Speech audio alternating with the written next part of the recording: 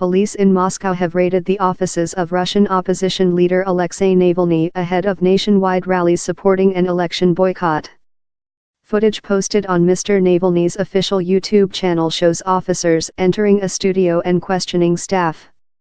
Mr. Navalny has called for demonstrations on Sunday against Russia's presidential election, which will be held on March 18. President Putin's most vocal critic is barred from standing in the election. In some of the online footage, Russian police can be seen at the property of Mr. Navalny's anti-corruption organization in Moscow.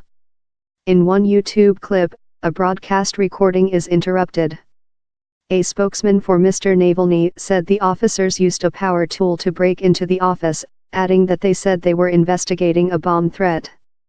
The raid coincides with a day of planned nationwide street protests against an upcoming vote that Mr. Navalny says is rigged. Rallies, not sanctioned by the authorities, are planned in more than 100 towns and cities on Sunday. At least 27 people have so far been detained across Russia, including several at Mr. Navalny's Moscow offices, according to reports. Responding to the news, Mr. Navalny said that the raid and detentions made protests on Sunday all the more important. This makes one angrier and more convinced that it is necessary to rally, Mr. Navalny said, adding, "You must demonstrate, if you don't, you won't forgive yourself later." Mr. Navalny also tweeted footage reportedly showing a heavy police presence in Moscow on Sunday.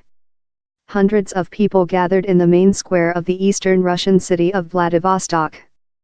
Other protests are taking place in Novosibirsk, Kurgan, Omsk, Magadan, Kemerovo, and Yakutsk. The demonstrations come after weeks of pressure on Mr. Navalny's supporters across Russia, who have faced detentions and had leaflets in support of the rallies confiscated.